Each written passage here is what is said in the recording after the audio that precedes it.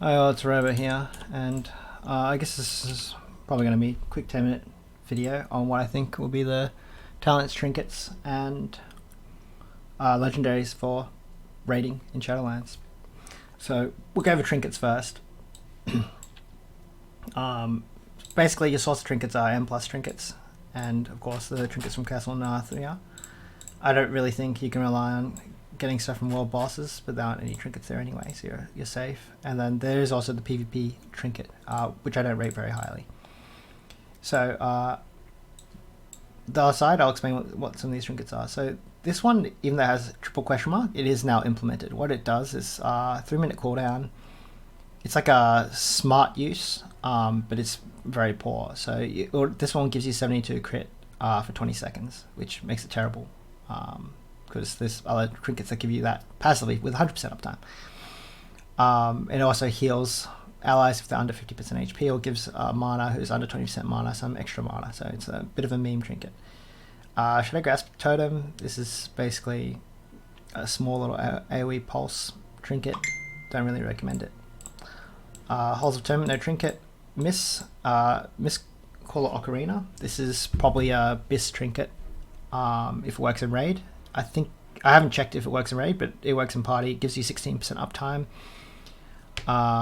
And I think if it works raid wide, then yeah, this is definitely at least one of the trinkets to have.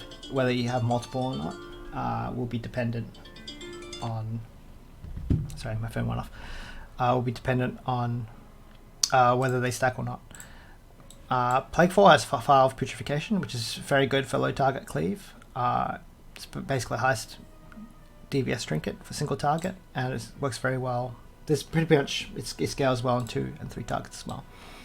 Sanguine Depths is basically a AoE passive proc, not too good for raiding, not that reliable.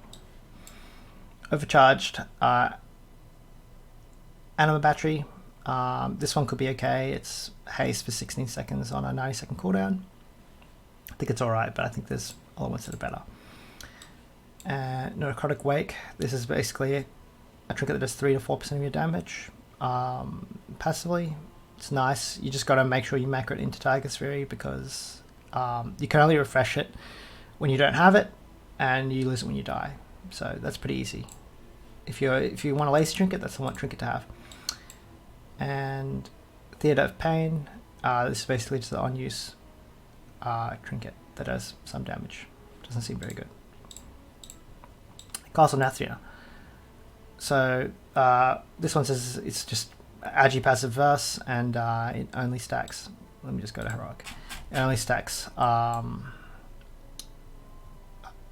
including your party members. I think this one will be okay because it's 220 eye level, so you can actually get a decent eye level version of this. Whereas the file would pretty much you would be on 210 unless you loot a Giga one out of the box. Memory of Past Sins. Basically, you put a debuff. You deal some damage and you put a debuff. If everyone uses this trinket, then it deals 25% more damage, but it's not as good as you think it would be. Yeah. MacGyver Sheet Music. You drop 4 dance partners and you get some haste. If you stand against a wall, it procs over them instantly. If you just pop it out in the open, then you can collect 3 of them and then collect the 4th one after 5 or 6 seconds, so you can get 26-second uptime instead of 20 seconds, so a little bit better than a set stick. Dreadfire Vessel. This one seems to be good if you need to burst down a target, which at the moment doesn't seem like you have to.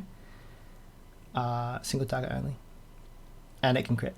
So if you want to go for Giga Passes, you actually just take this trinket and hope you crit for every single use, and then that's your easy rank 1. Hateful Chain is useful, but you have to remain at higher HP than the opponent. So it does slightly less than File of Putrefaction. And the trinket I'll be using today is Skulker's Wing. So this one does, again, slightly less than File. But there's 2 things that's not noted about this. So it's a 90-second cooldown. When you use it for 20 seconds, it actually gives you access to Empowered Rake and Empowered Shred. So if you open up the changes to Shadowlands, Rake deals 6% increased damage when in stealth, and then Shred deals 60% increased damage and has doubled the chance to critically strike and generates an additional combo point. So that's the change in Shadow Iron. So it's basically a Berserk, except without the refund on finishes. And it's a 90-second cooldown. And the reason it's got an 8-yard range as well. So because you've got Balance Affinity, which is 11 yards, you actually have a 8 to 11 yard dead zone where you can abuse this for 20 seconds if you desync it. And then depending on fight length, you can also tailor this. If you know you're not going to get the extra use out, you just use it at the start of the fight as just use it within Berserk for the damage buff. You don't use it for the stealth effect. Very versatile. And another thing with this trinket is that it scales. So with targets. So if there's like 10 targets stacked close together and you push this trinket, it will deal 15k physical damage to all of them. But it's actually mitigated by armor, so it's about 10k. So keep that in mind. So you remove about 30% damage. It can crit, so you can deal 20k damage on this 226 version. And very good, it drops from the very first boss. So you can get access to the trinket on normal, heroic, or mythic, basically as soon as the content comes out. Although Shriek Ring seems to be very hard encounter. So going into talents, pretty much Savage Roar is the play, I think, in this row. You take Brutal Slash if there's cleave. 1, 2, or 2.5 targets, I think Brutal Slash is the play. 3 or more consistent, you can take Bottom Wrath. Bottom row is actually relatively competitive, depending on your setup. If you don't have enough haste and you're multi-dotting, you can actually take Moment of Clarity, and it's better. Feral Frenzy is competitive if you need the burst, but I don't think you need it. So, but there's uses for everything in this row. Lunar Inspiration is just instant Biss on 2 target, and it's very competitive on single target as well, depending on your setup. So first couple of weeks, you're not actually going to have absolute control over your stat priority. If you've got quite a bit of, like, this is just random drops, right? I've been farming for about, I would say, 12 hours or something like that, which is just basically before you step into heroic. Look at my haste. I've got more haste than mastery, right? So it could just happen that Lunar Inspiration does more damage for you. In my case, it does. I feel like it does more damage than Sabertooth single target. Yeah, and in terms of legendary, I'm opting for Circle of Life and Death, which would normally be in the Helm slot because you can craft yourself a 235 legendary. And if you actually look at higher level options in the raid, because remember everything else is capped to 210 unless you lit it out of the M+ cache. So if you look at rings, your rings are coming from Sard and Nathria and Artificer, so you have 2 there, and you also have an extra option. Well, actually you have 3 options, I miscalculated, but you have a couple of options because you've got Lady Nerva. So you've got, let's say you size the last boss and you don't care after that. You basically have, 5 options to random roll, and assuming you can use every stat, which should be okay, from Castle and Nathria. So I think that's okay, but in terms of Helms 2, 3, 5, and the another thing is you just more stats on Helm than Ring. So I think a lot of guides, including the Wowhead one, say to take Kedai Curio, which is this one. This is definitely easier to play if you've got 0 practice. Definitely easier to play. But this is stuck on a ring slot, and on multi-target, I feel like Jagged Wounds is better for sustain. And you put it on Helm slot, so it's more stats than a ring. And then if you're looking for Helm items, yeah, kill Side and Athreus. That's your option. So, or you could go heroic and kill it, and you get a 220. So basically, you're not going to replace a Helm piece until the end of prog. And with Ring, again, it's the same thing. You won't replace it until end of prog in quotation marks, but the stat difference is lower. So I feel like that's the correct play, and it's more versatile and a lot more encounters. So I'm just going to show you some quick gameplay and then of this trinket, and then I'm just going to wrap it up. It's pretty much all I have for you. And it looks like Night Phase is just like better in every situation at the moment due to tuning.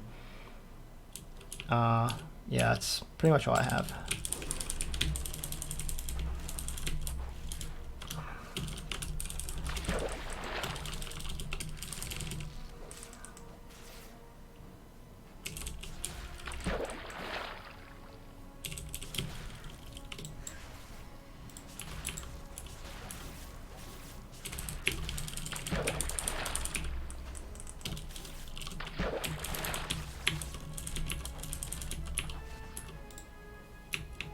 I'm just going to backtrack.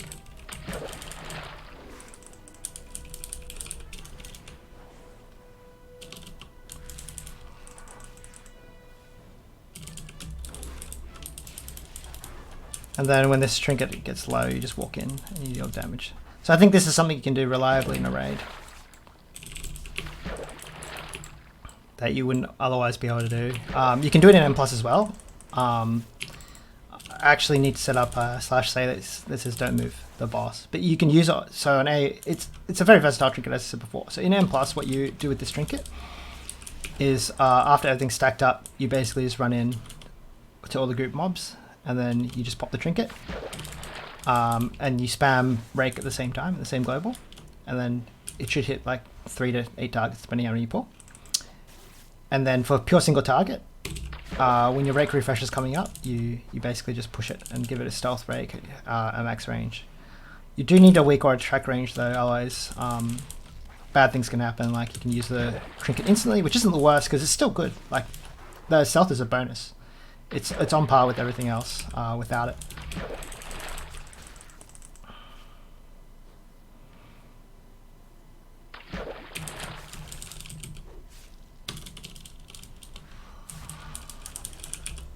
So 5 seconds till my rake comes up, so I'm going to move backwards and forwards. So I should have been clearing my brutal slash, which I didn't do, so that I wouldn't have to use any brutal slash during this trinket. But oh well, that's okay.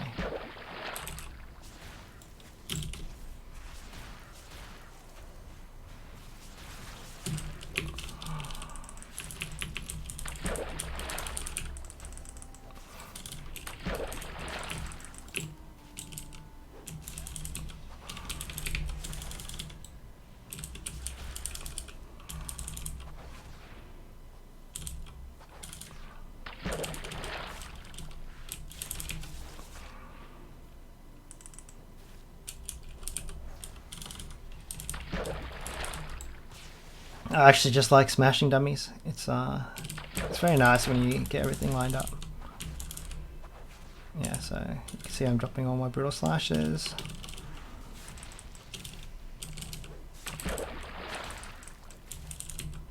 Okay, I got my proc. In terms of, I think the nice thing about running Savage Raw is that you actually have a finisher to use if you don't have Blood Talons.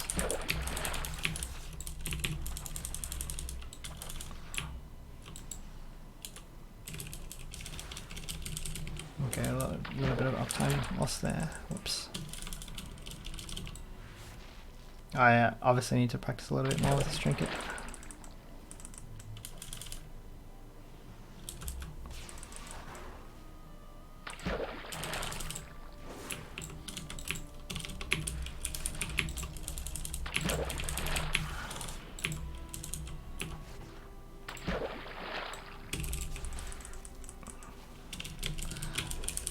I think this is one of those trinkets that they might nerf, and then you're back to square one. But if not, it's kind of like one of those trinkets that defines a spec. Okay, so this should proc my.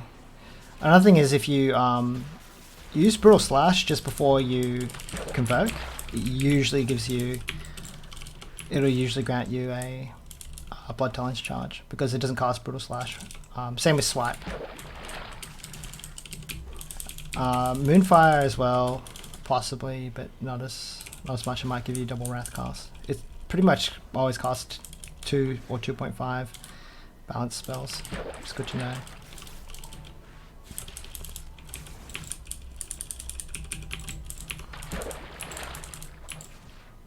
I actually cleared all my BRS this time. Yes. Give me a clear casting. Yes. Give me another clear casting.